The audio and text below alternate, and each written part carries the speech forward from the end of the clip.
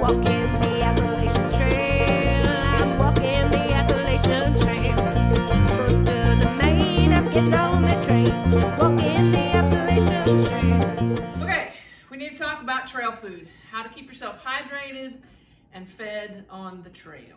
So, starting off with your hydration.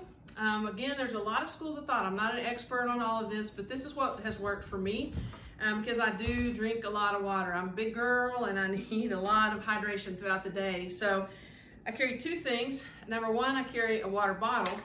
You can just get a Gatorade at the store on the way to your backpacking trip and use it, whatever. This is a pretty lightweight. It's not an Nalgene, but it's very similar. But I use this to mix my Gatorade in because you can't really just drink water when you're backpacking. You need to balance that out. Drink a liter of water and then drink a container of Gatorade to each liter of water to make sure that your electrolytes stay balanced because you're sweating out all the salts and minerals and things and you really need to replace that. So I keep this, and so I drink a few shots of water, then I'll take a hit of Gatorade, a few shots of water, a hit of Gatorade, and usually I'll drink a Gatorade with my lunch, so to make sure that I'm good and hydrated. But I just keep that bottle handy right there on my hip so I can get a drink whenever I need it. And then as far as my water goes, this is a bladder that we call. It's a Camelback. There's a lot of different brands and different things, but what it is, this will hold 3 liters of water, so that's a lot of water. It'll hold 3 liters, and then this hose hooks to it, and the hose comes around and you can strap it onto your pack, and so you can get a drink as you're hiking. You just lift the spout up, take a drink, and let go of it, and it just dangles right there by your face, and so you always have water. I tend to drink a lot more if that's all I have to do to get a good drink, as opposed to stop and get a bottle out and that kind of thing. And what we've discovered is you can just fill this with water straight out of the creek. You don't have to purify it, you don't have to do anything because they've come out with these new filters. It's called a Sawyer Mini, and it fits right on the hose of your Camelback. So I've already cut the hose, so I've got the end that goes into the bag there, and then this other end goes on the other end, and it gives you an arrow of how the direction the water's supposed to flow. So I can fill this with 3 liters of creek water, clip in my hose. The water's gonna go through the filter before it gets to me.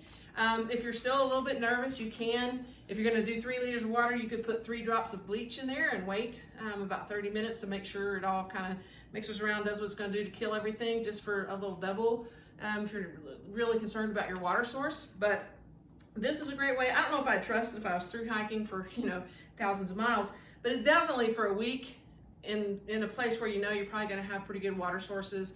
Like we're going to Southern Virginia next week, and we know that there's a water source within about a mile of each other. So we're never gonna go more than a mile without crossing a creek or somewhere to get water. So this will be great for next week because it's totally not a big risk. And we have other ways to boil our water and other ways to purify it should this system fail. And I always have my water bottle should this system fail. So you always wanna make sure that, if that goes floating off down the river, you kind of got a different way that you can hydrate yourself. This is just a little collapsible cup. I just like sometimes if I'm gonna make some coffee or whatever, I enjoy having a separate cup to drink that out of. And so that's just a collapsible little mug there. The cook system, there's a lot of schools of thought on the different ways that you can cook. I will say this, what you really wanna make sure that when you have your cook system, you wanna have some hand sanitizer wipes that you can really clean out under your fingernails and clean your hands before you handle all of your food stuff. Because if you just think for just a minute about your hands and trail and hygiene and all the places your hands have touched, you really want to be clean before you're gonna handle any food. And our rule of thumb with our organization, if you're gonna handle anybody else's food, we provide kitchen grade gloves for that so that you don't ever touch somebody else's food when you're on the trail, because we just know trail hygiene is not always the best. So anyway, make sure you've got something to sanitize your hands before you deal with your cooking. So this is a little camp stove, super easy, super down and dirty. Just get on there and cook. You just screw this into the top of a little gas container that you can get at any sporting goods store, and then this sits right on top of it. You can boil water in about 4 minutes with this thing. It's great. It's called a pocket rocket for obviously it fits in your pocket, and it's just super easy and convenient, so that's why I like it. You can get all different kinds of stoves, but this is a very cheap setup. You can have a stove and all your cookware here for under $50 with this setup. And another little trick that I have, this is, you can just put your water right in there, set it right on top of your little pocket rocket to boil your water, and then put it over into your Mountain House. I highly recommend just do the deed. Just buy the Mountain House, and for my dinner every day, I do a Mountain House because it's just super dense in calories, super dense in fat and protein, the good things that you need to really recover through the night, and it's just so easy. But what I found is when I hike with other people and you have to share a Mountain House, this is another little trick I'm going to give you for free. You're probably going to, and you need a camp spoon that people don't eat off of too if you have to stir anything like this. So this would be a camp spoon. I stir that, and I would put my serving of my Mountain House mac and chili mac or whatever, mac and cheese in there. But what we discovered was, much like a crock pot liner, if you take these fold over sandwich bags, put that down in your mug, fold it over just like a crock pot, put your greasy goodness down in there and eat like that, then that's all you have to pack out is a tiny little bag. So, and we do pack everything out that we bring in, just so you know. So I recommend Mountain House for dinner. I think it's a great option for dinner.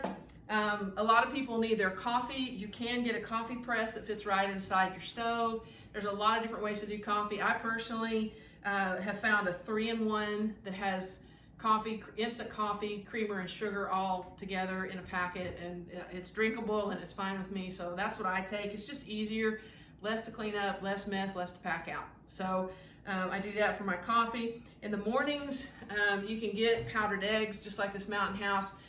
Usually what we'll do is get the eggs and bacon, throw that in a tortilla, roll it up, and hit the road. Everybody on our trip next week will carry a 10-pack of tortillas. That will be their breakfast tortilla. And then we've got some chicken fried rice and some teriyaki chicken for our dinners, and we'll put those in tortillas also. And then we also will get a tube that you can fill with peanut butter to make a tube of peanut butter just if you need a snack throughout the day. A lot of other things that we'll take on the trail is instant oatmeal that you can eat for breakfast, Pop-Tarts, sometimes you just need a Pop-Tart. And there's no shame in your game if you take a Pop-Tart on a backpacking trip with you, but it's probably gonna be crumbled, but at the end of the day, Pop-Tart still tastes good no matter how crumbled it gets. I even do that when I'm traveling overseas. Pop-Tarts are awesome, but especially when you need energy and you're burning millions of calories a day. But the thing you need to make sure is that constantly eat while you're on the trail, constantly snack. Never go more than an hour without taking in some kind of food, whether it's a bite of a payday candy bar or a little bit of beef jerky or whatever it is, but keep your body fueled, because what'll happen is as you're hiking along, you had your oatmeal for breakfast, you're all fired up, and then you try to go 4 miles before you stop and get a snack. You just kind of feel the blahs will hit you, and you'll just be, I'm dragging, and I don't know why, and I don't feel right, and my head hurts. It's because you haven't given your body enough fuel. So make sure you're sipping on some Gatorade along the way. Make sure you're taking in a few hundred calories every mile or so just to make sure that you stay fueled up. Stop and eat a good lunch. Take your pack off. Let your feet dry out. Get a good lunch in you, and then also snack all the way up till dinner. Eat a good dinner. Eat a snack before you go to bed, because you will wake up with what they call hiker hunger, because your body is just starving because it's burned so many calories throughout the day. So you really need to pack at least 3,000 or 4,000 calories for yourself per day that you're going to be on the trail. And I always try to take at least 2 extra meals, because you just never know when you're going to get socked in by a storm, or who knows what. You might end up on the trail an extra day or two, and you don't want to be on the trail without food. So that's how I handle my food and water part. I will put it all in this yellow kitchen bag. It's just a dry bag, but I will have everything related to food in this one bag, because we're going to be in an area of the country where there are bear. There is a lot of bear activity where we're going, so we will not only put everything in this bag, I will take a bear bag rope. So what we will do is when we get to camp, we'll find a tree about 50 feet or more from our campsite, where if I can find a good limb that's kind of out over things, but at least 8-10 feet up in the air, I'll throw this carabiner over the tree and let it down, hook it to my bag, pull the rope, lift the bag at least 10 feet off the ground, take it over and tie it off to another limb on the tree or the trunk or whatever. But you got to get all your food stuff. I mean, toothpaste, anything that smells good needs to go in your bear bag, and you need to hang it up, out, and away from your tent site. If bear activity is really bad, you might even want to think about hanging your whole pack up and away from your tent site, so that in the night, anybody that's looking for food as they scrounge around in the darkness like they do won't come to your tent. They'll be distracted elsewhere, wherever your food bag is hanging. And with all of the food comes the secondary thing that we must all deal with on the trail, and that is going to the restroom on the trail. A couple of things that you need to know: if you're going to be in the wilderness, you need to understand that there are certain rules that apply when you're in the wilderness, because trust me when I say nobody, and I mean nobody, ever needs to see your poo, okay? So this is an old tent stake, and that is dirt from tent staking on it, but you can use this to dig a hole. You need to dig at least a 6 to 8 inch cat hole if you're gonna go big potty. Dig a hole, big potty goes in, dirt goes back on top, and you take 2 sticks and make an X on top of it so other people coming behind you know to steer clear of that little hole. Mix a little dirt in there, that'll help with the decomposition of it or whatever, but cover it up, put an X on top of it, and that's that. Your toilet paper, I keep a bottle of hand sanitizer in with my toilet paper, so it's kind of like a potty to go right there.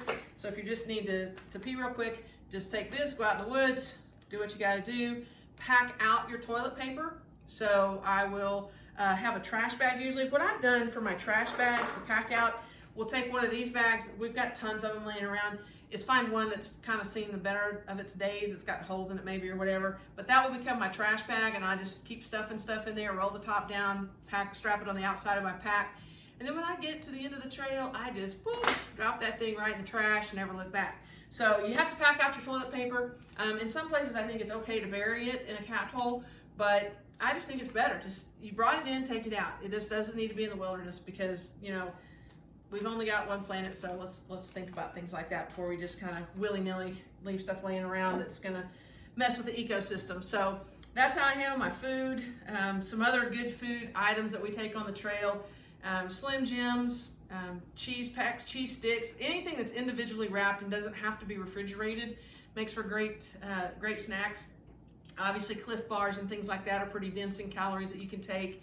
But if I'm planning a backpacking trip for people, usually I will plan all the dinners and maybe the breakfast, and then let everybody kind of do what they want to do as far as excuse me, as far as snacks and lunch and things, because everybody kind of has different tastes.